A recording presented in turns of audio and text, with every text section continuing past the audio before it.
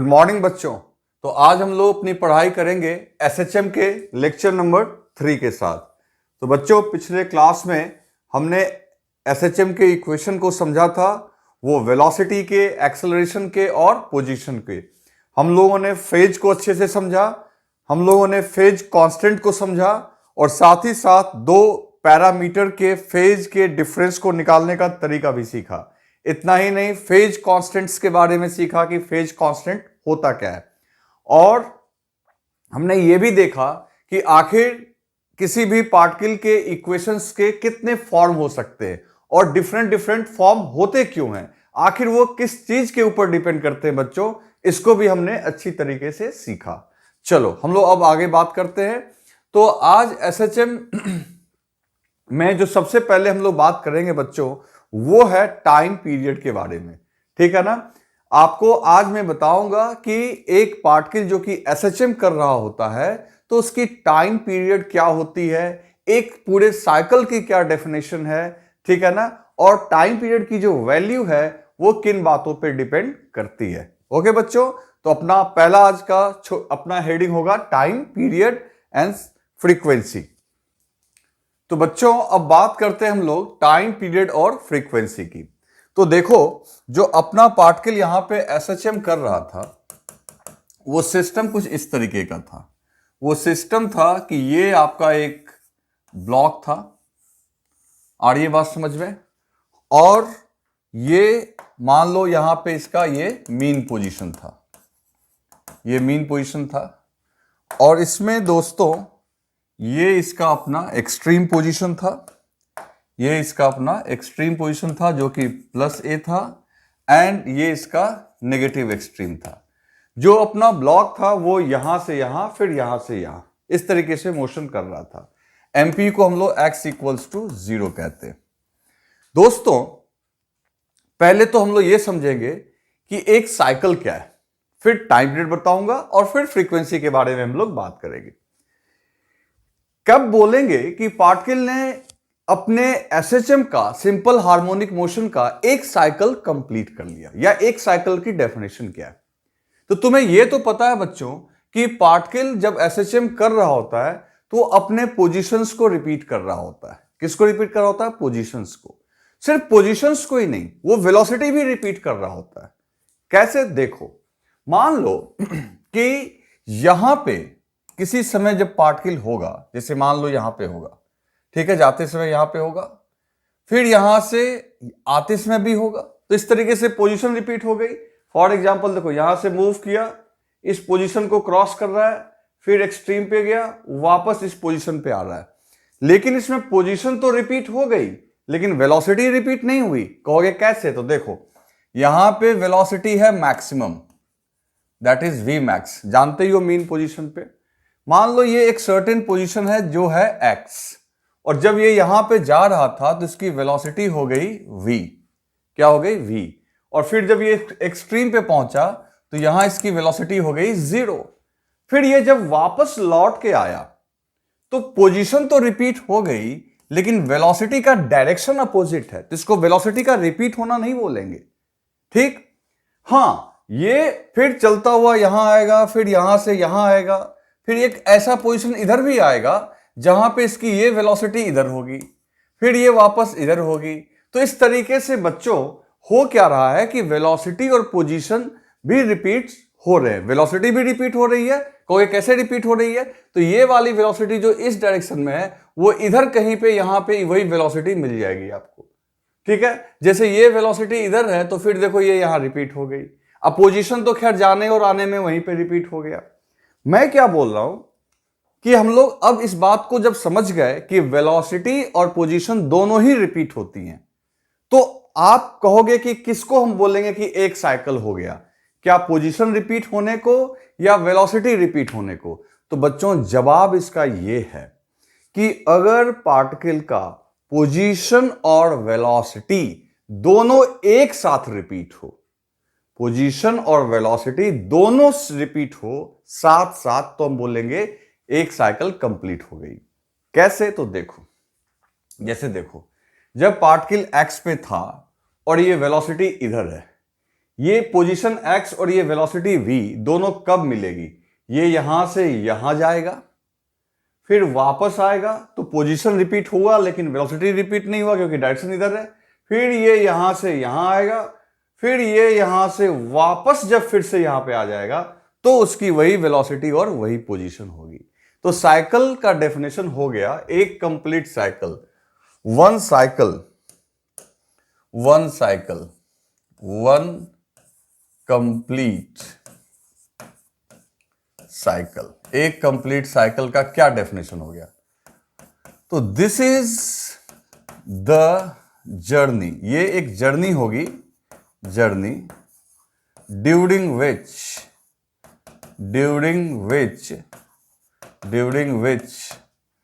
Particle repeats its position and velocity। ये वो journey होगी जब पार्टिकल अपने पूरे जर्नी को ये वो जर्नी का हिस्सा होगा जिसमें पार्टिकल अपने पोजीशन को और वेलोसिटी को क्या करेगा? रिपीट करेगा। ठीक है, जैसे कि अब इसके और भी एग्जांपल देता हूं मैं।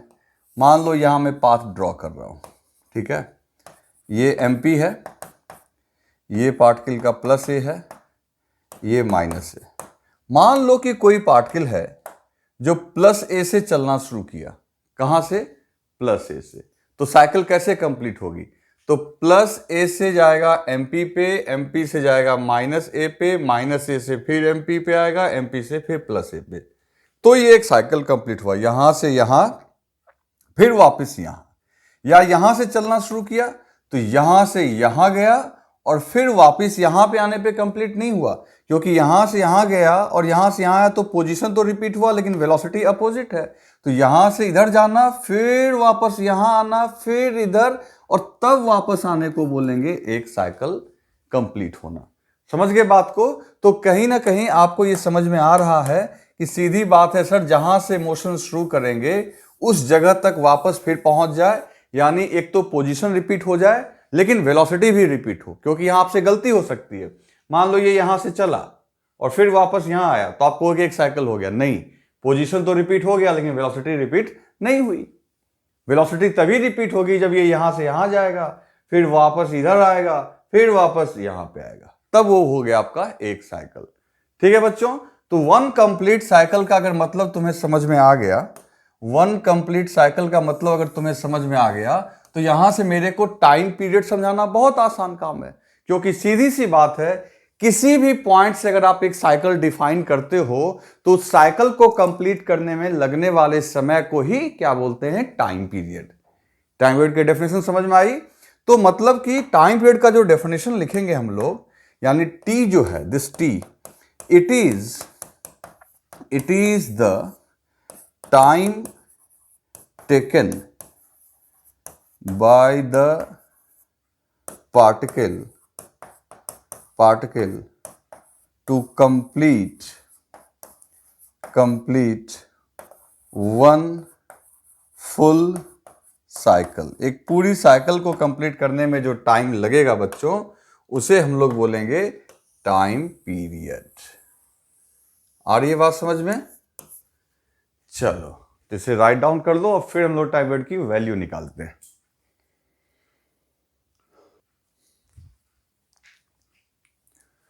अब बच्चों हम लोग कैलकुलेट करते हैं टाइम पीरियड की वैल्यू। ओके, तो टाइम पीरियड की वैल्यू कैसे कैलकुलेट करेंगे? तो जैसे देखो इक्वेशन है x equal to a sine omega t, है ना? ये मान लो हमारा इक्वेशन है, SHM का इक्वेशन है। ठीक है, फाई की वैल्यू हमने 0 मान ली। फाई की वैल्यू यानी फेज कांस्टेंट की वैल्यू 0। उसका मतलब तो समझते हो ना कि आदमी जो देख रहा है वो कहां पे देख रहा है? आपका वो मीन पोजीशन पे देख रहा था जब उसने देखना शुरू किया था, और पार्टिकल किधर मूव कर रहा था? पॉजिटिव एक्सट्रीम की तरफ। तो उस केस में फाई की वैल्यू हम लोग क्या लेते हैं? 0। तो इसलिए हमने यहां पे लिख दिया x equals to a sine omega t। हालांकि डेरिवेशन किसी के लिए भी करोगे, कहीं से भी पार्टिकल अगर देखना शुरू करोगे तो एक पूरा साइकिल तो कंप्लीट करेगा ही करेगा। इसलिए जो आपका आंसर है उसमें इस बात से कोई फर्क नहीं पड़ता है कि आपने मोशन को कहां से देखना शुरू किया। पार्टिकल को कहीं से भी एक साइकिल कंप्लीट करवाओगे तो लगने वाला समय जो होगा बच्चों टाइम पीरियड ही होगा। तो आपको समझने में थोड़ी आसानी हो इसलिए मैं बार बार अब जो डिराइव करूंगा कुछ भी करूंगा तो मैं ये मान के चलूंगा कि जब मैंने पार्टिकल को देखना शुरू किया तो पार्टिकल आपका कहां पे था, मीन पोजीशन पे, and particle was moving towards positive x axis. Okay, तो चलो यहां पे देखते हैं x इक्वल्स टू है आपका a साइन ओमेगा t और वेलोसिटी का इक्वेशन क्या है, a omega cos omega t। ठीक है ना, याद है आपको, इसी को डिफरेंशिएट कर लेंगे तो ये मिल जाएगा। ठीक, तो मान लो किसी टाइम t पे, एट टाइम t पे आपकी वेलोसिटी इतनी है और पोजीशन ये है। क्लियर? ठीक है, अब हमको मान लो कि एक टाइम पीरियड के बाद क्या होगा, एक पूरा टाइम पीरियड बीतने के बाद क्या होगा, फिर से x की वैल्यू वही होगी और वेलोसिटी की भी वैल्यू वही होगी। मतलब कि आफ्टर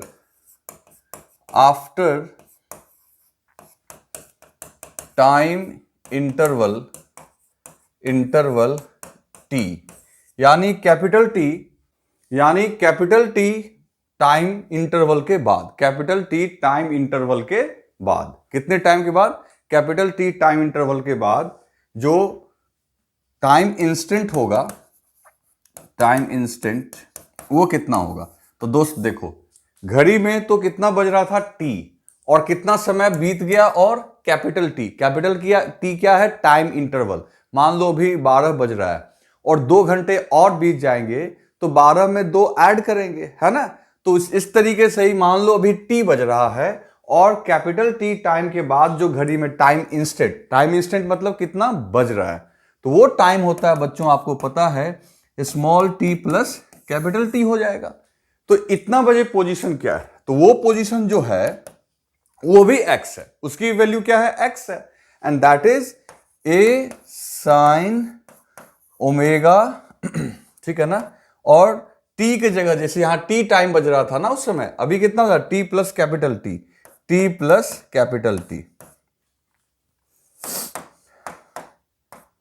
ठीक, इसी तरीके से वेलोसिटी कितनी हो जाएगी, तो v equals to a omega, ठीक है, a ओमेगा कॉस ओमेगा और ब्रैकेट में t प्लस कैपिटल T। तो मेरा कहने का मतलब ये हो गया बच्चों कि t टाइम पे पोजीशन और वेलोसिटी ये थी, t प्लस कैपिटल T पे भी वही पोजीशन और वही वेलोसिटी है। ऐसा तभी संभव है जब यहां पे जो साइन ओमेगा टी का जो वैल्यू है वही sign omega T plus capital T का वैल्यू हो, कॉस ओमेगा टी का जो वैल्यू है वो cos omega T plus capital T का वैल्यू हो। यानी साइन और कॉस दोनों का वैल्यू अगर रिपीट होगा तब जाके जो x की वैल्यू यहां पे है वही x की वैल्यू यहां पे है। मतलब कि अगर एक तरीके से एक काम कर लेते हैं, इसको x1 इसको v1 मान लेते हैं, इसको x2 इसको v2 मान लेते हैं, है ना। तो टाइम पीरियड तो इसको तभी बोलोगे जब x1 x2 के बराबर हो, x1 इक्वल्स टू x2 हो और v1 इक्वल्स टू v2 हो, तभी ना तुम बोलोगे कि रिपीट हो गया, और तभी हम लोग t को क्या बोल पाएंगे, टाइम पीरियड। तभी ये इंटरवल जो है ये क्या कहलाएगा, टाइम पीरियड। और पोजीशन भी रिपीट हो रहा है, वेलोसिटी भी रिपीट हो रहा है, ये तभी हो सकता है बच्चों जब साइन ओमेगा टी की value sign omega T plus capital T के बराबर हो जाए और कॉस ओमेगा टी की value cos omega T plus capital T के बराबर हो जाए। यानी कॉस भी अपने वैल्यू को रिपीट कर ले और साइन भी अपने वैल्यू को रिपीट कर ले। तो बच्चों अब जरा आप याद करो मैथमेटिक्स। आपको याद होगा कि ये 4 क्वाड्रेंट होते हैं, 1 2 3 एंड 4।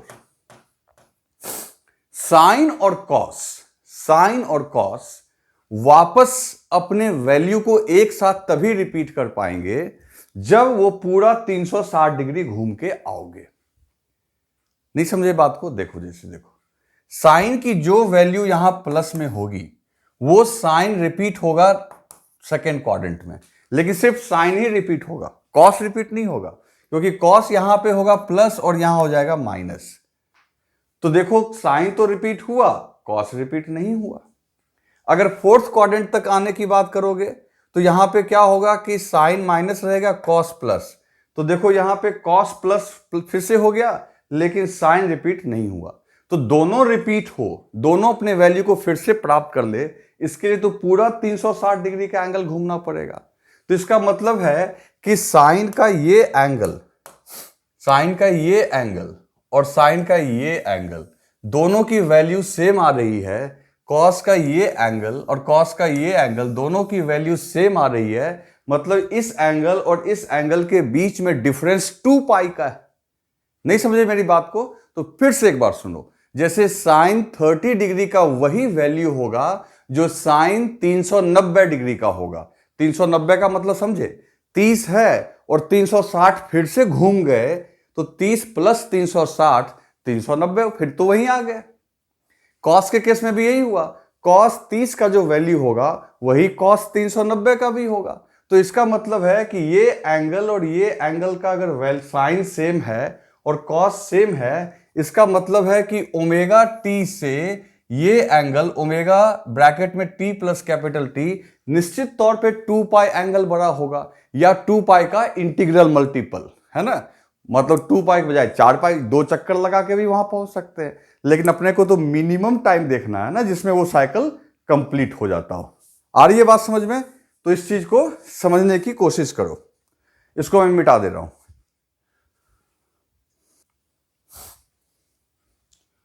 तो बच्चों यहां मैं लिख सकता हूं, यहां मैं लिख देता हूं कि both sine and cos can be repeated after 2 pi angle. Repeated after 2 pi angle. Both sine and cos can be repeated after 2 pi angle, है ना। इसका मतलब ये हुआ बच्चों कि निश्चित तौर पे ये एंगल को अगर आप मान लेते हो डेल्टा 1 और इसको डेल्टा 2, मान लो कि डेल्टा 1 है ओमेगा टी और डेल्टा 2 है आपका omega T plus capital T, तो डेल्टा 2 माइनस डेल्टा 1 जो होना चाहिए वो ऐसे तो 2 पाई एन का इंटीग्रल मल्टीपल भी लिख सकते हो, लेकिन अपने को मिनिमम एक साइकिल की बात है तो एन की वैल्यू क्या ले लेंगे 1। 2 साइकिल के बाद भी रिपीट होगा, लेकिन हम लोग को तो एक साइकिल लेना है, तो बच्चों हम लोग यहाँ n की वैल्यू 1 ले लेंगे, तो सीधा हम लोग क्या लिख सकते हैं 2 पाई। अब देखो डेल्टा 2 आपने किसको माना है, इसको, तो इसको लिखो, तो इसे क्या लिखोगे इसे लिखोगे ओमेगा, इसे लिखोगे ओमेगा, देखो अंदर ओमेगा को ना अंदर मल्टीप्लाई कर दो, omega T plus omega capital T, ठीक है। किसके लिए लिख दिया हमने, डेल्टा 2 के लिए। डेल्टा 1 के लिए क्या लिखेंगे, सीधा ओमेगा टी इक्वल्स टू 2 पाई।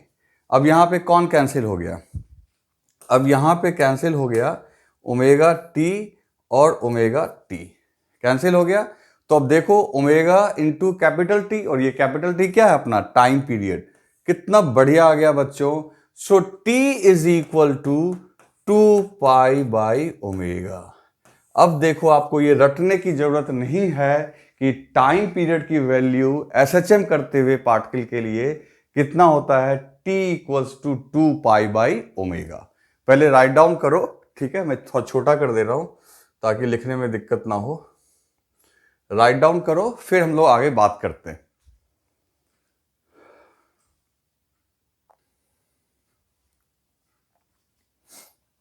तो बच्चों अब देखो यहां पे अपना जो t है ये t निकल के आया 2 पाई बाई ओमेगा, लेकिन अब स्प्रिंग ब्लॉक सिस्टम में ओमेगा की वैल्यू क्या थी, आप याद करो, हमने क्या लिखा था स्टार्टिंग में ही, ओमेगा स्क्वायर इक्वल्स टू के बाई एम। लेकिन ये ओमेगा अलग अलग सिस्टम में अलग अलग होगा। स्प्रिंग ब्लॉक के लिए, क्योंकि एक्स के कॉफिशिएंट को ही हम लोग, जैसे है ना a equals to omega square x, तो x का कॉफिशिएंट ही ओमेगा स्क्वायर का रोल प्ले करता है। तो खासकर ये फॉर्मूला भले ही जनरलाइज्ड है, क्योंकि एक जनरल इक्वेशन से निकल के आया है, लेकिन अब ओमेगा की जो वैल्यू होगी वो डिपेंड करेगी कि आप कौन से सिस्टम के साथ एसएचएम करवा रहे हो। तो now we are discussing spring block system, तो इसलिए वहां पे ओमेगा स्क्वायर था k बाई एम। तो ओमेगा इक्वल्स टू क्या हो गया बच्चों, तो ओमेगा इक्वल्स टू हो गया under root k upon M. आ रही है बात समझ में? तो ये आपकी किसकी वैल्यू आ गई, ओमेगा की। चलो, तो इसका मतलब है स्प्रिंग ब्लॉक सिस्टम की जो टाइम पीरियड हो गई, तो time period depends on spring constant as well as mass of the block. Clear है दोस्तों? तो ये टाइम पीरियड का फॉर्मूला आप याद रखेंगे। एक तो ये जनरल फॉर्मूला हो गया और ये स्प्रिंग ब्लॉक सिस्टम के लिए। ठीक है, चलो अब बात करते हैं बच्चों फ्रीक्वेंसी की। अगला टर्म है फ्रीक्वेंसी। What is frequency? देखो, frequency is nothing but it is number of cycle, क्योंकि पार्टिकल अगर ऑसिलेट कर रहा है तो लगातार साइकिल पे साइकिल कंप्लीट किया जा रहा है। तो एक यूनिट टाइम में, एक पर्टिकुलर सेकंड में, एक सेकंड में आखिर वो कितने साइकिल्स को कंप्लीट करता है। तो ये देखना अभी कैलकुलेशन में ये रेसिप्रोकल ऑफ टाइम पीरियड निकल के आ जाएगा। तो पहले इसकी डेफिनेशन लिख लेते हैं बच्चों। तो इसकी डेफिनेशन होगी, it is the number of cycle complete, number of cycle completed by the oscillating system. It is the number of cycle completed by oscillating system. ठीक है ना? Oscillating system in unit time. कितने देर में बच्चों? Unit time में। तो unit time में जो आपका नंबर ऑफ साइकिल कंप्लीटेड होगा, ठीक है, वो कहलाएगा फ्रीक्वेंसी।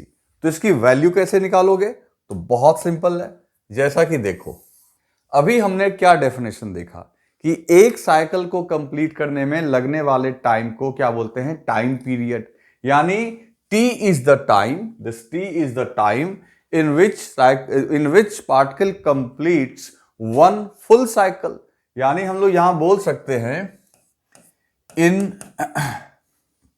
यहां पे इसको ऐसे लिखे,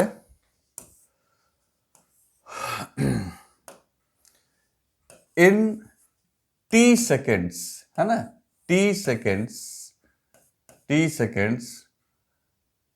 particle complete वन साइकिल, है ना। टी सेकेंड में कितना साइकिल कंप्लीट करता है? One cycle. सो 1 सेकेंड में कितना कंप्लीट करेगा? तो सीधी सी बात है 1 बाई टी साइकिल। आ रही है ना बात समझ में? टी सेकेंड में 1 साइकिल, तो 1 सेकेंड में 1 बाई टी साइकिल। और 1 सेकेंड में जो कंप्लीट होता है, देखो complete in unit time, unit का मतलब ही होता है एक। तो 1 सेकेंड में जो नंबर ऑफ साइकिल कंप्लीटेड होगा बच्चों 1 सेकेंड में, तो वो जो नंबर ऑफ साइकिल है, this is number of cycle, इसको ही हम लोग क्या बोलेंगे? फ्रीक्वेंसी। तो फ्रीक्वेंसी कहीं ना कहीं हो गया 1 बाई टी, और टी का रेसिप्रोकल है, तो देखो टी क्या है? ओमेगा बाई 2 पाई। तो जस्ट रिवर्स मार दो, तो ये हो गया आपका ओमेगा अपॉन 2 पाई। यहां है 2 पाई बाई ओमेगा, तो फ्रीक्वेंसी हो गई आपकी ओमेगा बाई 2 पाई। या फिर अपने इस पर्टिकुलर सिस्टम के लिए लिखना चाहोगे तो ओमेगा होता है k बाई एम, तो ये हो गया।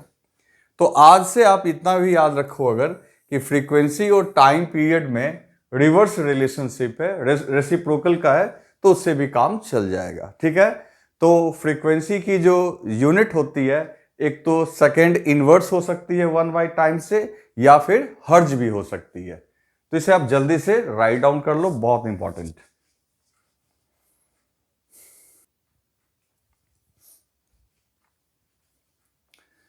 तो दोस्तों अब कुछ इंपॉर्टेंट पॉइंट की बात करते हैं, ठीक है। अभी मैं आपको पहले कुछ इक्वेशंस बताऊंगा और कुछ बहुत ही इंपॉर्टेंट ग्राफ बताऊंगा जो अक्सर एग्जाम में पूछे जाते हैं कंपटीशन में, ठीक है। तो सबसे पहले देखो कि अगर कोई पार्टिकल आपका, ठीक है, एसएचएम कर रहा है, स्प्रिंग ब्लॉक की बात करते हैं या किसी की भी बात करोगे भाई तो इक्वेशन तो वही आना है, लेकिन सबसे कॉमन एग्जांपल स्प्रिंग ब्लॉक का होता है, इसलिए हम लोग इसको लेकर डिस्कशन कर रहे हैं और क्वेश्चंस ज्यादातर इसी पे पूछे जाएंगे। तो मान लो अगर कोई पार्टिकल मीन पोजीशन पे है, उस समय तुम जानते हो उसकी वेलोसिटी क्या होती है, मैक्सिमम, ठीक है।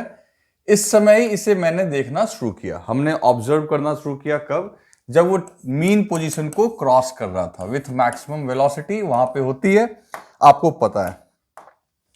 फिर ये पार्टिकल मूव करके एक एक्सट्रीम तक जाएगा, एक्सट्रीम में प्लस ए तक जाएगा, ठीक है, यानी उसका एम्पलीट्यूड होगा, फिर ये वापस यहां पे माइनस ए तक आएगा। ये इस तरीके से आपका मूव करता रहेगा। जब ये यहां पे आएगा तो यहां पे इसकी वेलोसिटी क्या होगी, 0, ठीक है।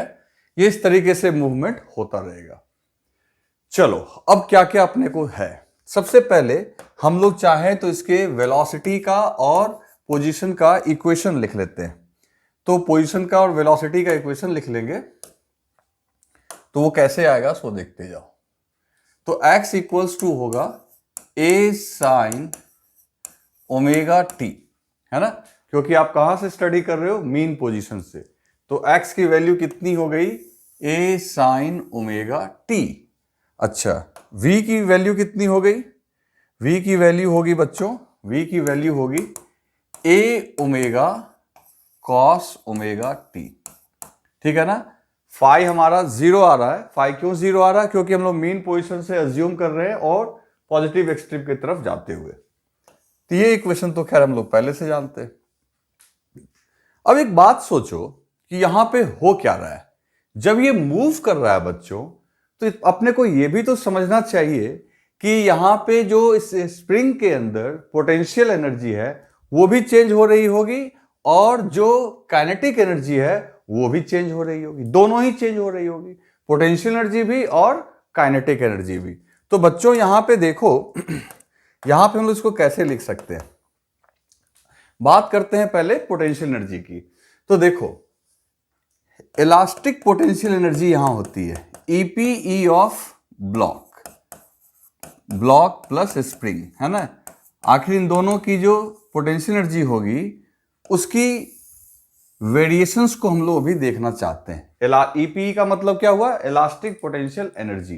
तो मान लो इसको हमने यू से कहा, तो यू हुआ होता है बच्चों हाफ के एक्स स्क्वायर। किसी भी जो स्प्रिंग में एनर्जी स्टोर्ड होती है वो कितनी होती है, हाफ के एक्स स्क्वायर।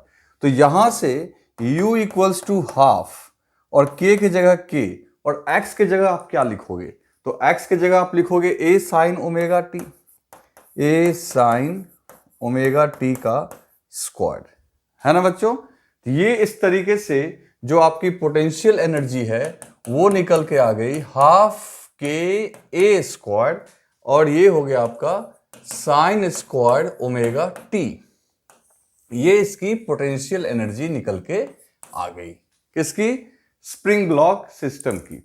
अब देखो इस पोटेंशियल एनर्जी को, ये पोटेंशियल एनर्जी जो है बच्चों ये भी तो टाइम का फंक्शन आ गया और आना ही चाहिए, क्योंकि तुमको पता है कि मीन पोजीशन पे x 0 होता है, यहां पे x 0 होता है तो ऑटोमेटिकली यहां पे u की वैल्यू, पोटेंशियल एनर्जी की वैल्यू 0 होगी, एक्सट्रीम पे मैक्सिमम होगी, फिर 0 होगी, फिर इधर मैक्सिमम होगी, क्योंकि माइनस ए से फर्क नहीं पड़ता है, क्योंकि जब तुम फॉर्मूला में पुट करोगे तो एक्स स्क्वायर्ड है बच्चे। तो हम लोग कहेंगे कि पार्टिकल की पोटेंशियल एनर्जी भी लगातार वैरी कर रही है, और वो वैरी कौन से फॉर्मूला के हिसाब से कर रही है, तो इस फॉर्मूला के हिसाब से। इस केस में अगर कोई पूछेगा यू मैक्स कितना होगा, तो मैक्सिमम पोटेंशियल एनर्जी तब होगी जब साइन स्क्वायर ओमेगा टी का वैल्यू 1 हो जाए। तो वो कब होगा, तो वो होगा हाफ के स्क्वायर पे, है ना। तो ये यू मैक्स हो गया। तो इसका फॉर्मूला तो समझ में आया तुम्हें, हाफ के A square sine square omega T. Clear है? तो ये हो गया आपका पोटेंशियल एनर्जी का फॉर्मूला। ठीक इसी तरीके से बच्चों काइनेटिक एनर्जी का भी फॉर्मूला हम लोग निकाल सकते हैं। के E of oscillating particle, K E of oscillating particle, kinetic energy. तो काइनेटिक एनर्जी का फॉर्मूला बच्चों हाफ एम वी स्क्वायर होगा। क्या होगा? Half M V square. और वेलोसिटी का इक्वेशन यहां पे दिया हुआ है, उसको पुट कर दो। तो काइनेटिक एनर्जी भी टाइम के रिस्पेक्ट में कैसे वैरी कर रही है, that can also be calculated. तो हम लोग लिख सकते हैं हाफ एम और वी के जगह लिख सकते हैं A square omega square cos square omega T. ठीक है ना? M A square omega square cos square omega T. Clear है? तो ये आपकी आ गई क्या यहां पे, काइनेटिक एनर्जी। और ये हो गया पोटेंशियल एनर्जी। अब अगर कोई पूछेगा कि काइनेटिक एनर्जी की मैक्सिमम वैल्यू कितनी होगी, तो सीधी सी बात है, काइनेटिक एनर्जी की मैक्सिमम वैल्यू के लिए भी यहां पे कॉस स्क्वायर ओमेगा टी है। ये किसका फंक्शन है? कॉस का स्क्वायर का। तो बच्चों एक बात सोचो, कॉस स्क्वायर ओमेगा टी की भी मैक्सिमम वैल्यू, कॉस स्क्वायर हो या कॉस, दोनों की मैक्सिमम वैल्यू तो 1 ही हो सकती है। तो उस केस में के मैक्स कितना हो गया? Half M A square omega square. लेकिन आप कहोगे कि सर पोटेंशियल एनर्जी की मैक्सिमम वैल्यू आई हाफ के ए स्क्वायर और काइनेटिक एनर्जी की मैक्सिमम वैल्यू आई ये, जबकि कंजर्वेशन ऑफ एनर्जी से जितनी एनर्जी यहां होगी मैक्सिमम, जैसे देखो यहां पे पोटेंशियल 0 और काइनेटिक होगी मैक्सिमम, और एक्सट्रीम पे क्या होगा? काइनेटिक 0, ठीक है, और पोटेंशियल होगा आपका मैक्सिमम। तो अगर कंजर्वेशन ऑफ एनर्जी से जो मैक्सिमम पोटेंशियल एनर्जी की वैल्यू यहां है, वही तो आखिर के मैक्स में कन्वर्ट होगी। तो यहां देखो यू मैक्स इतना दिया हुआ है और के मैक्स इतना, तो इन दोनों को तो बराबर होना चाहिए। तो बराबर हो जाएंगे, तुम 1 सेकंड में इसको कन्वर्ट कर सकते हो।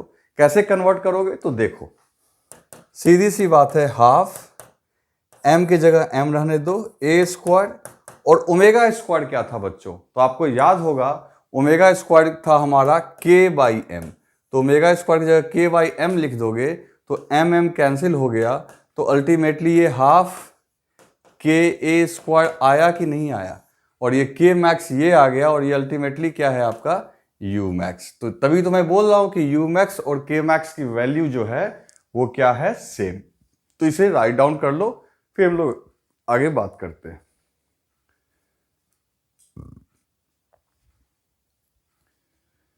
तो बच्चों यहां पे देखो इस तरीके से काइनेटिक एनर्जी का फॉर्मूला अपना आ गया हाफ के A square cos square omega T, और पोटेंशियल एनर्जी का आ गया हाफ के A square sine square omega T. यानी ये आपका भी टाइम के फंक्शन में है और ये भी आपका किसके फंक्शन में है? टाइम के फंक्शन में। क्लियर? ये भी टाइम के फंक्शन में और ये भी टाइम के फंक्शन में। तुम कहोगे कि सर आपने ये यहां पे कैसे लिख दिया? तो अभी हमने कुछ देर पहले ही प्रूव किया था कि इसको हम लोग हाफ के स्क्वायर लिख सकते हैं। तो आखिर हम लोग दोनों का जो आखिर मैक्सिमम वैल्यू है वो तो हाफ के स्क्वायर के बराबर है। तो जानबूझ के मैंने इसको एक फॉर्मेट में लिख लिया है। ठीक है? अगर कोई पूछे कि टोटल मैकेनिकल एनर्जी टाइम के फंक्शन में बताओ, तो ये तो काइनेटिक एनर्जी टाइम के फंक्शन में है, ये पोटेंशियल टाइम के फंक्शन में है। तो तुम्हें पता है कि टोटल मैकेनिकल एनर्जी जो होती है बच्चों, वो काइनेटिक एनर्जी और पोटेंशियल एनर्जी के सम के इक्वल होती है। तो काइनेटिक एनर्जी की जगह क्या लिखोगे? हाफ के A square cos square omega T plus half के A square sine square omega T, है ना? अब इसमें अगर तुमने यहां पे बच्चों, यहां पे तुमने अगर हाफ के ए स्क्वायर और हाफ के स्क्वायर को कॉमन ले लिया, मान लो अगर हमने यहां पे कॉमन किसको ले लिया? हाफ के स्क्वायर को और हाफ के स्क्वायर को, तो ultimately cos square theta plus sine square theta हो गया ये। तो cos square omega T plus sine square omega T, है ना? Cos square omega T plus sine square omega T. What is this, ये क्या हो जाएगा? तो as you know that this will become 1। तो बच्चों टोटल मैकेनिकल एनर्जी जो तुम्हारी आई, टोटल मैकेनिकल एनर्जी ये कितनी निकल के आ गई? तो ये तो निकल के आ गई हाफ के ए स्क्वायर। ये कितनी निकल के आ गई बच्चों? हाफ के ए स्क्वायर। यानी टोटल मैकेनिकल एनर्जी आपका क्या टाइम का फंक्शन है? तो बिल्कुल नहीं। टोटल एनर्जी टाइम का फंक्शन नहीं है, होना भी नहीं चाहिए। क्यों नहीं होना चाहिए? क्योंकि आप देख रहे हो ना, यहां एनर्जी कंजर्व है। जो काइनेटिक का लॉस है वही तो पोटेंशियल का गेन है। तो इन दोनों का अगर सम हमेशा कांस्टेंट तो रहना चाहिए ना। काइनेटिक एनर्जी टाइम के साथ घट सकता है, लेकिन जिस समय कॉस घट रहा होगा उस समय साइन बढ़ रहा होगा। तुम तो जानते हो कॉस और साइन का रिलेशन उल्टा होता है। लेकिन इन दोनों का जो सम टोटल मैकेनिकल एनर्जी होगी that should be independent from time. Okay, तो इस तरीके से हम लोग कह सकते हैं कि TME does not depend on time. समझ गए बच्चों? तो इसे राइट डाउन कर लो। अब हम लोग ग्राफ ड्रॉ करेंगे, ठीक है ना?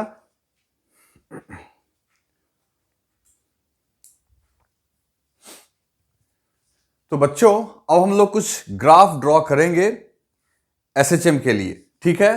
तो अभी हम ग्राफ किसके बीच ड्रॉ करेंगे? हम लोग पहले ग्राफ ड्रॉ करेंगे पोजीशन वर्सेस टाइम, फिर ड्रॉ करेंगे वेलोसिटी वर्सेस टाइम, फिर kinetic energy versus time, potential energy versus time, और फिर kinetic energy versus x, potential energy versus x, total mechanical energy versus x. कई सारे ग्राफ ड्रॉ करेंगे और एग्जाम में खासकर ये ग्राफ पूछे जाते हैं। तो देखो अभी आपके सामने मैं ड्रॉ करता हूं, बहुत मजा आएगा। तो यहां पे सबसे पहले हमारा जो पहला इक्वेशन है ना बच्चों? तो पहला इक्वेशन मान लो पोजीशन के लिए मैं ड्रॉ करने जा रहा हूं। मैं अभी ड्रॉ करने जा रहा हूं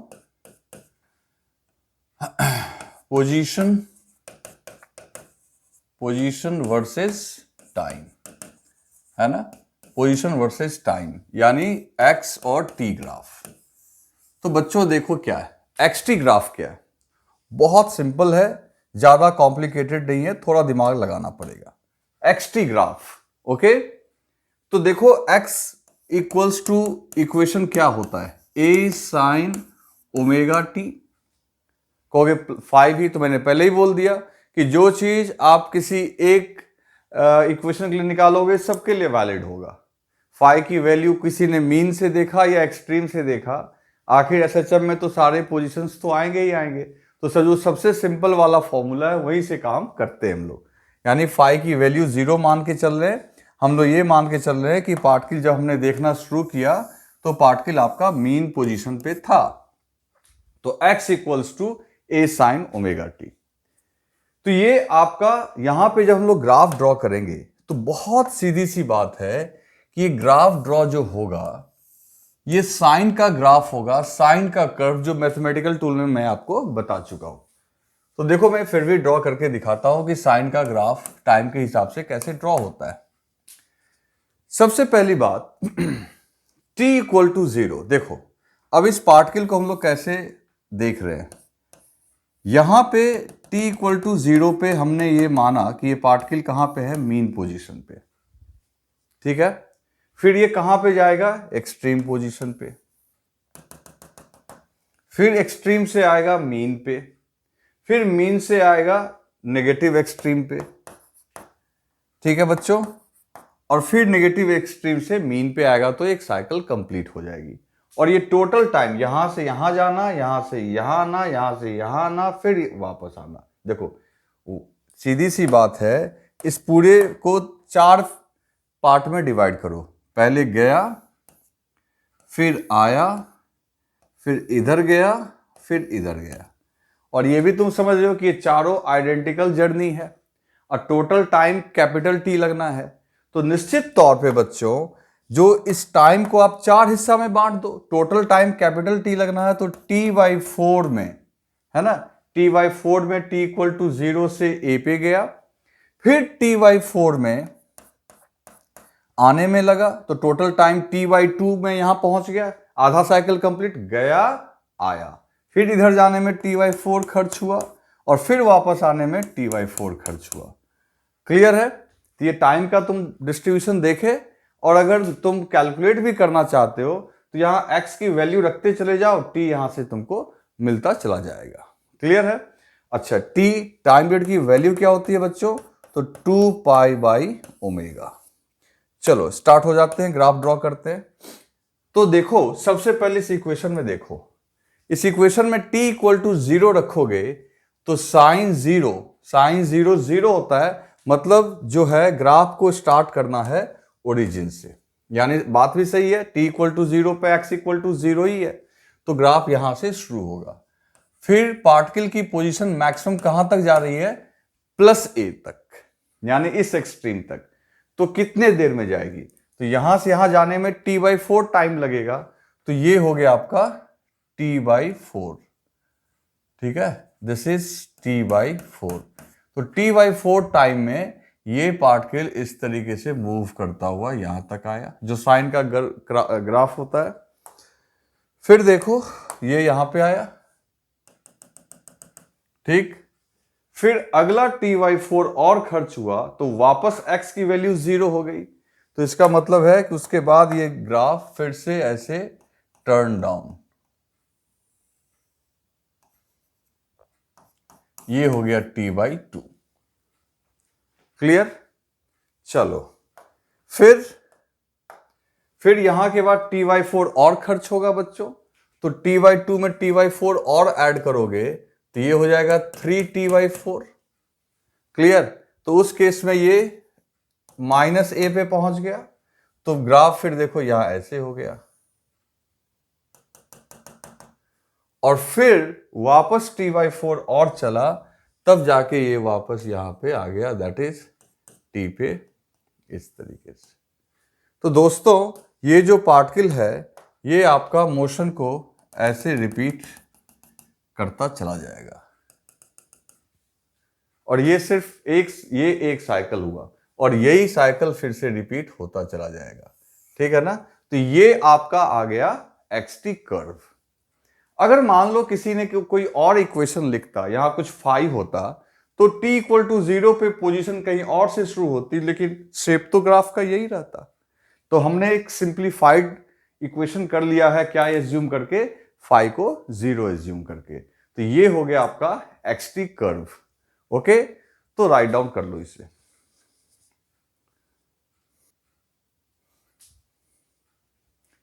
नेक्स्ट बच्चों हम लोग ड्रॉ करेंगे वेलोसिटी वर्सेस टाइम।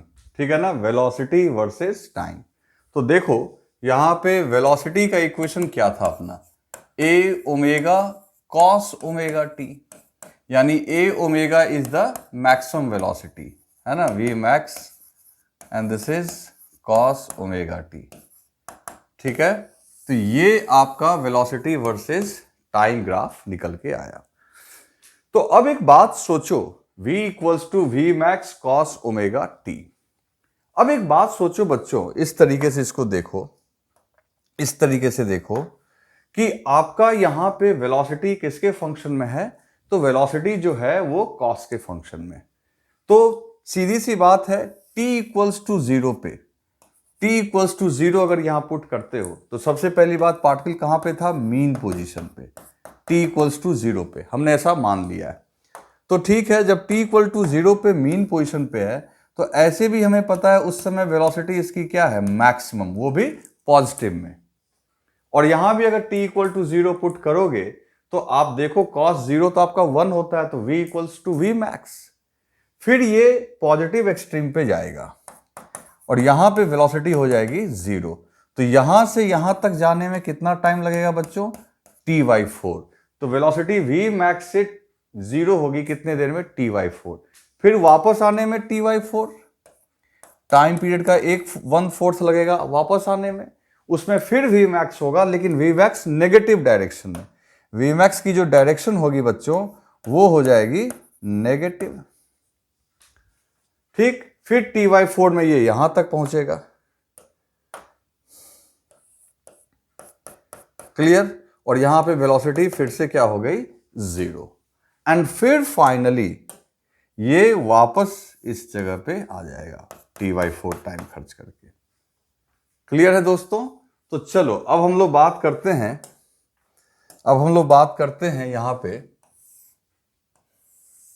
इसको इस तरीके से, v वर्सेस टाइम। ठीक है, वेलोसिटी वर्सेस टाइम। तो सबसे पहले ग्राफ ड्रॉ करना शुरू करते हैं।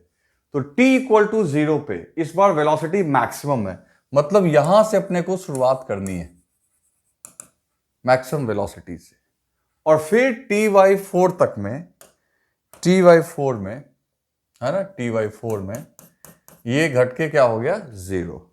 तो बच्चों यहां पे देखो ये कुछ इस तरीके से होगा।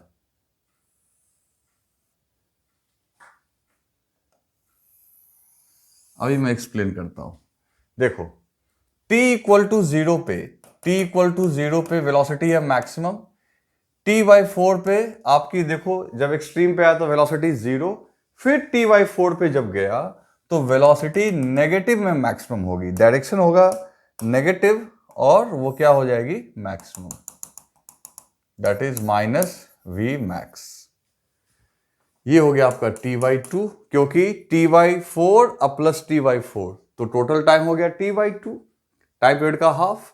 फिर ये इस एक्सट्रीम पे आएगा, फिर आपका ये 3t/4 पे पार्टिकल की वेलोसिटी 0 हो गई वंस। और जब फिर वापस आएगा, जब साइकिल कंप्लीट होगी, थोड़ा मैं इसे आगे बढ़ा दे रहा हूं जब ये वापस साइकिल कंप्लीट होगी तो ये हो गया आपका t, तो वापस आपका फिर से v max हो गया, एंड कीप ऑन रिपीटिंग। फिर इस तरीके से ये रिपीट होता हुआ ग्राफ चला जाएगा। ठीक है बच्चों, तो ये हो गया वेलोसिटी टाइम, तो इसे नोट डाउन कर लो।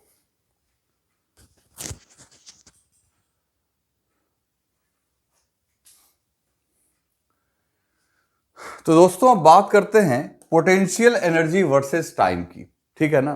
तो सबसे पहली बात, पोटेंशियल एनर्जी का जो इक्वेशन आया था अभी टाइम के साथ, ½ K² sin²ωt, यानी पोटेंशियल एनर्जी टाइम पे जरूर डिपेंड कर रहा है, लेकिन इस बार साइन नहीं है, साइन स्क्वायर्ड है ना। तो बच्चों जो तुम्हारा x का इक्वेशन था, ठीक है ना, x का इक्वेशन कैसा था, ये x वर्सेस t। तो सीधी सी बात है कि पोजीशन तो नेगेटिव हो रहा था, लेकिन पोटेंशियल एनर्जी का फॉर्मूला होता है ½KX²।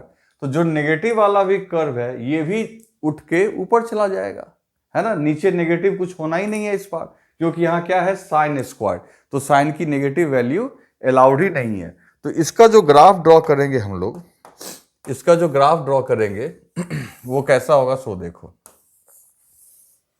तो इसका जो ग्राफ ड्रॉ करेंगे वो कुछ इस तरीके से आएगा, वो कुछ इस तरीके से आएगा, वो आप देख भी सकते हो ऐसा। देखो वो आप ये एम्पलीट्यूड घटाना मत। तो देखो लास्ट वाले को मैं मिटा ही दे रहा हूं, बेकार लग रहा देखने।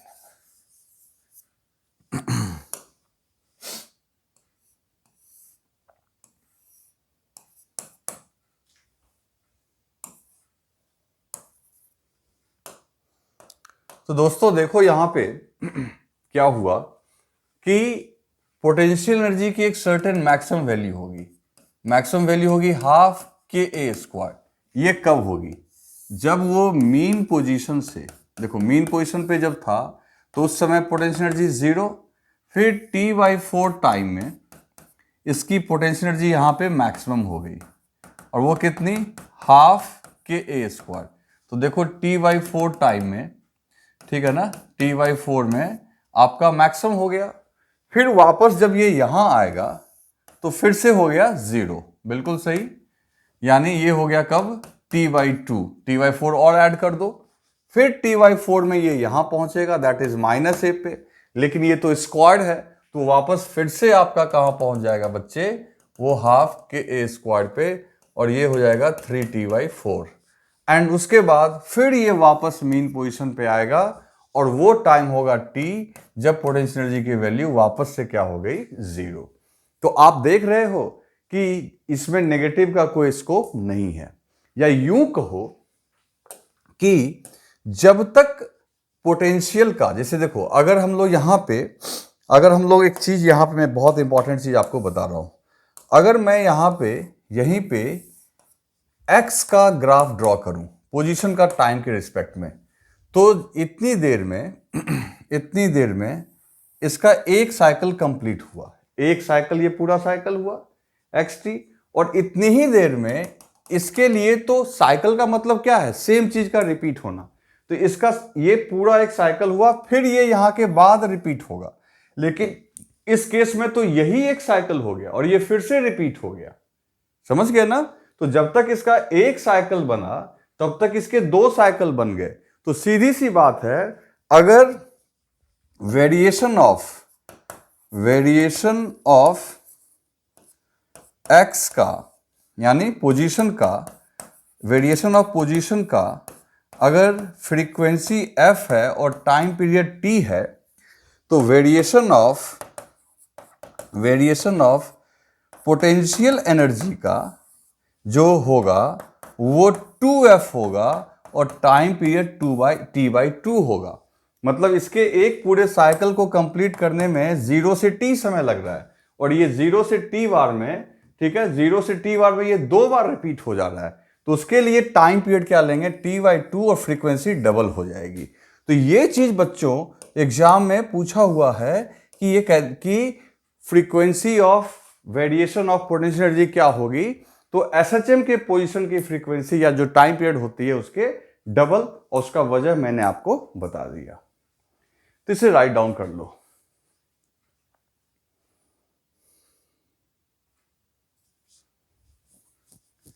अब बच्चों यहां पे देखते हैं variation of kinetic energy with time का ग्राफ, है ना, इसका ग्राफ जो है के versus T, kinetic energy versus time. तो देखो बहुत सिंपल है, वहां कॉस था, कौन, वेलोसिटी का इक्वेशन क्या था, v equals to V max into cos omega T. तो वहां पे नेगेटिव वैल्यू अलाउड थी, लेकिन ये काइनेटिक एनर्जी है, ये कॉस का स्क्वायर है, तो तुमको जस्ट वेलोसिटी की जो इक्वेशन की ग्राफ जो तुम देखे थे उसमें अपना नेगेटिव साइकिल भी आ रहा था, इसमें नेगेटिव साइकिल नहीं आएगा। तो उस कॉन्सेप्ट का अगर हम लोग फायदा उठाएं तो ये ग्राफ कुछ इस तरीके से दिखेगा आपको, बहुत सिंपल है। दिस इज वेलोसिटी, ये हो गया आपका टाइम। तो जो ग्राफ ड्रॉ करोगे बच्चों, तो t इक्वल टू 0 पे, सीधी सी बात है, t इक्वल टू 0 करोगे, ये cos 1 हो जाएगा, उसमें काइनेटिक एनर्जी मैक्सिमम, तो काइनेटिक एनर्जी मैक्सिमम, फिर 0, फिर मैक्सिमम, फिर 0। देखो t इक्वल टू 0 पे मैक्सिमम, क्योंकि मीन पोजीशन पे था, तो हाफ के ए स्क्वायर, काइनेटिक एनर्जी की भी मैक्सिमम वैल्यू हाफ के ए स्क्वायर के बराबर होती है। फिर एक्सट्रीम पे गया तो 0 हो गई, वापस मीन पे लौटा, ठीक है ना, ये t/4 पे एक्सट्रीम पे गया, फिर वापस मीन पे लौटा, कब, t/2 पे, लेकिन मीन पे लौटा तो वेलोसिटी भले नेगेटिव है, लेकिन we are talking about kinetic energy, sorry ये काइनेटिक एनर्जी है जो कि नेगेटिव तो हो नहीं सकती है, तो ये फिर से वापस अपने मैक्स को हो गया, फिर t/4 पे नेगेटिव एक्सट्रीम पे गया तो फिर से 0 हो गई, एंड फिर वापस जब मीन पे आएगा तो it will complete one full cycle. आ रही है बात समझ में? तो ये आपका काइनेटिक एनर्जी वर्सेस टाइम का आया। जबकि इसको वेलोसिटी से अगर कंपेयर करें बच्चों, तो वेलोसिटी से अगर कंपेयर करें तो वेलोसिटी का कुछ ऐसा ग्राफ आया था, आपको याद होगा, कुछ ही देर पहले मैंने ड्रॉ किया है, उसका ऐसा आया था, ठीक है ना। तो जब तक देखो उसका एक साइकिल कंप्लीट हो रहा है, ये तो 2 बार रिपीट हो गया ना भाई। तो यहां भी हम लोग लिखेंगे, यहां भी हम लोग कहेंगे कि वेरिएशन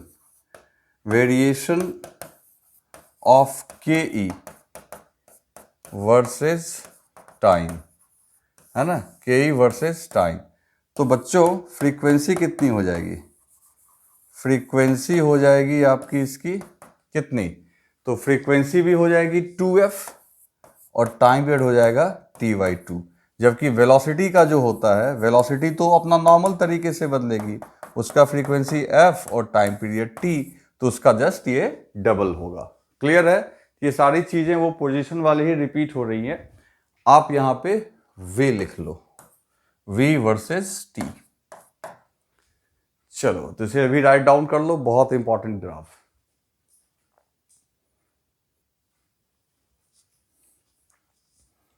तो दोस्तों अब हम लोग ग्राफ ड्रॉ करते हैं एक और, है ना, ये भी बढ़िया ग्राफ है, पोटेंशियल एनर्जी वर्सेस एक्स। ये बहुत मजेदार ग्राफ पूछा हुआ है। यानी कि पोटेंशियल एनर्जी तो तुम जान ही रहे हो क्या होता है फॉर्मूला, हाफ के एक्स स्क्वायर। तो इसका मतलब है कि पोटेंशियल एनर्जी और पोजीशन, है ना, एक्स क्या है आपका, position of the particle, position of the particle. तो तुम तो जान रहे हो बच्चे कि जब वो मीन पोजीशन पे होता है एक्स इक्वल टू 0, उस समय u आपका 0 था, ठीक है। और जब x इक्वल्स टू प्लस ए था, कितना था बच्चों, प्लस ए, एक्स इक्वल्स टू प्लस ए, तो उस समय जो पोटेंशियल एनर्जी थी मैक्सिमम, दैट इज हाफ के ए स्क्वायर। कितनी थी बच्चों, हाफ के ए स्क्वायर। ठीक इसी तरीके से जब पोटेंशियल एनर्जी आपका ये फिर से जब मीन पे होगा तो 0 होगा, जब इधर भी होगा तो हाफ के ए स्क्वायर। तो पोटेंशियल एनर्जी मैक्सिमम कब होती है, एक्सट्रीम्स पे, और पोजीशन पे, मीन पोजीशन पे क्या होती है, 0। तो बच्चों अगर इसका हम लोग ग्राफ ड्रॉ करें, ठीक है ना, ग्राफ ड्रॉ करें, ऐसे भी ये देखो क्वाड्रेटिक इक्वेशन है, ये y equal to M X square का ग्राफ होगा, जो मैंने आपको मैथमेटिकल टूल पढ़ाते समय ग्राफ बताया था, उसके अकॉर्डिंग अगर इस ग्राफ को ड्रॉ करेंगे तो मान लो ये u है और ये है x, है ना, u और x, ठीक है। तो देखो सीधी सी बात है, जब मीन पोजीशन पे है, जब ये मीन पोजीशन पे है बच्चों, मीन पोजीशन पे, तो उस समय u की वैल्यू 0, और जैसे ही ये प्लस ए होगी तो पोटेंशियल एनर्जी बढ़ने लगेगी, और प्लस ए पे बढ़ के ये मैक्सिमम हो जाएगी। तो सीधी सी बात है, ये ग्राफ आपका ऐसे पैराबोलिक आएगा। आप चाहो तो इसको डिफ्रेंशिएट करके स्लोप से भी निकाल सकते हो, कोई बड़ी बात नहीं है। तो आप इसको रिमेंबर रखना, याद रखना।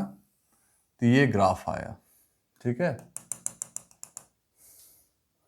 इसको थोड़ा मैं मिटा दूं। तो ये ग्राफ आया आपका u वर्सेस x का, लेकिन ये तो सिर्फ प्लस ए, इसी तरीके से इधर भी आएगा। तो ये टाइम तो है नहीं जो निगेटिव नहीं आ सकता, यहां तो इस पे तो हमने x लिया हुआ है, पोजीशन लिया हुआ है, तो पोजीशन तो माइनस ए हो सकता है। तो ये जो अपना हाफ के एक्स के ए स्क्वायर है, यानी maximum, this is u max, ये दो बार ही होगा, प्लस ए पे भी होगा और माइनस ए पे भी होगा। तो इधर ये ग्राफ कुछ ऐसा जाएगा।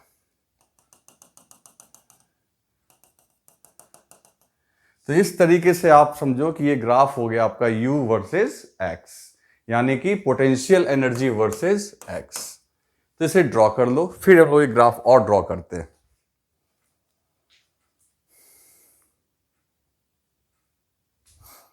तो बच्चों काइनेटिक एनर्जी वर्सेस x, तो काइनेटिक एनर्जी का फॉर्मूला क्या होता है, हाफ एम वी स्क्वायर, है ना। अब काइनेटिक एनर्जी वर्सेस x करना है, तो हाफ एम वी स्क्वायर, और आपको याद होगा v इक्वल्स टू होता था अंडर रूट ए स्क्वायर माइनस एक्स स्क्वायर। तो काइनेटिक एनर्जी को x के साथ रिलेट करना है, तो v को रिप्लेस कर दो इससे। तो v को इससे अगर रिप्लेस करोगे तो काइनेटिक एनर्जी जो निकल के आएगी तो हाफ, और ये हो गया m, और इस पूरे का स्क्वायर करोगे, है ना, स्क्वायर करोगे तो ये हो जाएगा ओमेगा स्क्वायर, और इसका अंडर रूट हट जाएगा तो ये हो जाएगा A square minus X square. Clear है?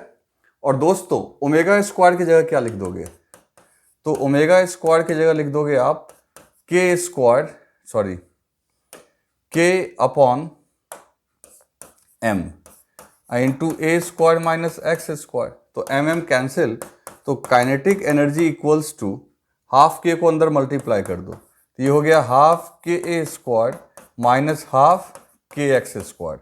ठीक है, ये काइनेटिक एनर्जी का इक्वेशन आया। अब जरा गौर करना, इस इक्वेशन में बच्चों काइनेटिक एनर्जी y का रोल प्ले कर रहा है, हाफ के एक्स स्क्वायर c का रोल प्ले कर रहा है, और ये एम एक्स स्क्वायर। तो ये भी तो एक तरीके से क्वाड्रेटिक इक्वेशन है, ठीक है, जिसका पैराबोलिक इक्वेशन है, जिससे कि आपका ग्राफ जो है वो कुछ ऐसा आएगा। देखो कैसा ग्राफ आएगा, इसका ही मजेदार ग्राफ आने वाला है। सबसे पहली बात है, इस एक्सिस पे काइनेटिक एनर्जी लो और ये आपका है मीन पोजीशन। तो जब ये मीन पोजीशन था, मीन पोजीशन मतलब x इक्वल्स टू 0, तो x इक्वल्स टू जब 0 रखोगे तो काइनेटिक एनर्जी की मैक्सिमम वैल्यू आएगी हाफ के ए स्क्वायर। यानी ऐसे भी मीन पोजीशन पे काइनेटिक एनर्जी मैक्सिमम होती है, दैट इज हाफ के ए स्क्वायर। ठीक है ना, इसको चाहो तो आप ये भी लिख सकते हो हाफ m, ठीक है ना, जैसे के ए स्क्वायर को हमने कन्वर्ट किया ना, तो इसको हम लोग ऐसे भी लिख सकते हैं हाफ m ओमेगा स्क्वायर। ठीक है, हाफ m ओमेगा स्क्वायर ए स्क्वायर। कहोगे कैसे? तो देखो आखिर ओमेगा स्क्वायर को लिखोगे ना k बाई m, तो m कैंसिल हो जाएगा। फिर उसके बाद देखो जैसे जैसे पार्टिकल आपका एक्सट्रीम की तरफ बढ़ेगा मीन से, तो काइनेटिक एनर्जी घटेगी और एक्सट्रीम पे जाके 0 हो जाएगी। तो देखो ये ग्राफ कुछ ऐसा आ जाएगा। क्लियर?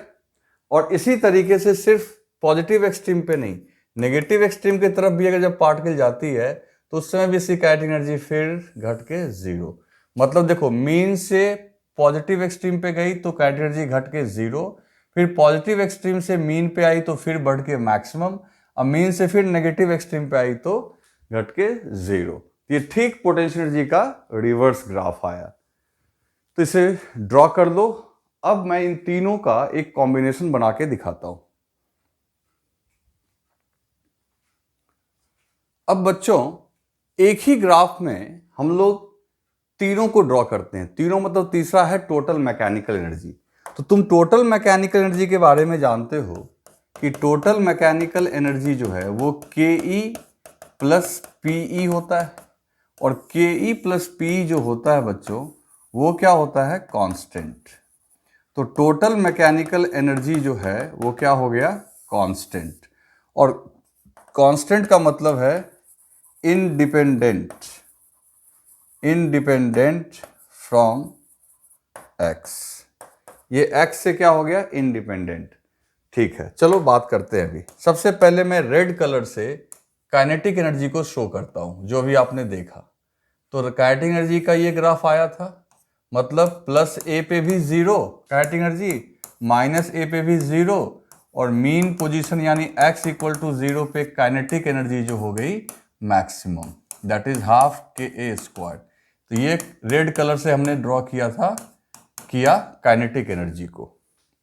अगर पोटेंशियल एनर्जी को अगर हम लोग पर्पल कलर से ड्रॉ करें तो उसका ग्राफ कुछ ऐसा आएगा, क्योंकि वो यहाँ पे 0 होगा, और जब ये काइनेटिक एनर्जी 0 थी तो वो उस समय क्या होगा? मैक्सिमम पे होगा। तो वो कुछ ऐसा आएगा। इधर भी यही हाल, इधर भी जब ये माइनस है तो वो आपका मैक्सिमम हुआ। आ रही है बात समझ में? तो ये देखो, तो यानी कि ये जो पर्पल कलर है ये रिप्रेजेंट किसको कर रहा है? पोटेंशियल एनर्जी को। और इस बीच में अगर कोई पूछेगा कि टोटल मैकेनिकल एनर्जी के लिए कोई ग्राफ ड्रॉ करो, तो सीधा उसको ना ग्रीन कलर से दिखा दो। क्यों भाई?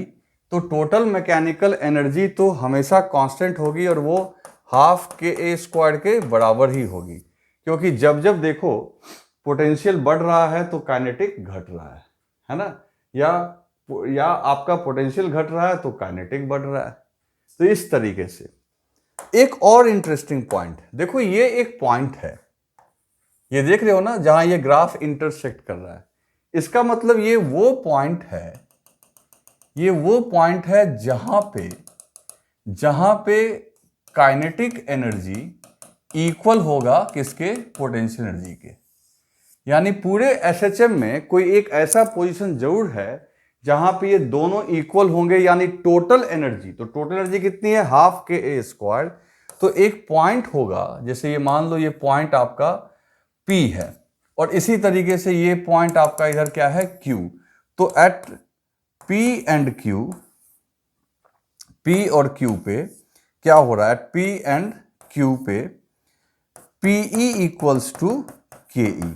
और जब ये दोनों इक्वल है तो आपस में ये बंटवारा कर लेंगे, तो दोनों की वैल्यू कितनी होगी? तो हाफ के ए स्क्वायर। कितनी होगी बच्चे? हाफ के ए स्क्वायर। क्योंकि टोटल एनर्जी है 1/2 ka², तो हाफ ka² में बट जाएगी। तो कोई पूछ सकता है कि आखिर ये P पॉइंट पे या Q पॉइंट पे पोजीशन क्या होगी। तो बच्चे पोटेंशियल एनर्जी की वैल्यू वहां पे कितनी है, हाफ ka²। तो आप जानते हो हाफ kx² पोटेंशियल एनर्जी की वैल्यू होती है, तो half kx² equals to 1/4 ka²। Clear है? यहां से k कैंसिल कर दो और ये 2 से 4 कैंसिल कर दो, तो x² इक्वल्स टू a²/2, इसलिए x बराबर प्लस माइनस a/√2। तो बच्चों यहां पे आप देखो, जरा ध्यान देना, यहां पे आप देखो कि ये जो आपका x है, यानी पार्टिकल की जो पोटेंशियल एनर्जी है और काइनेटिक एनर्जी, ये दोनों इक्वल है। कब? P पॉइंट पे और Q पॉइंट। दो ऐसा टाइम आता है जब काइनेटिक एनर्जी और पोटेंशियल एनर्जी क्या होती है, इक्वल, और उस पोजीशन की वैल्यू है a/√2। आई बात समझ में?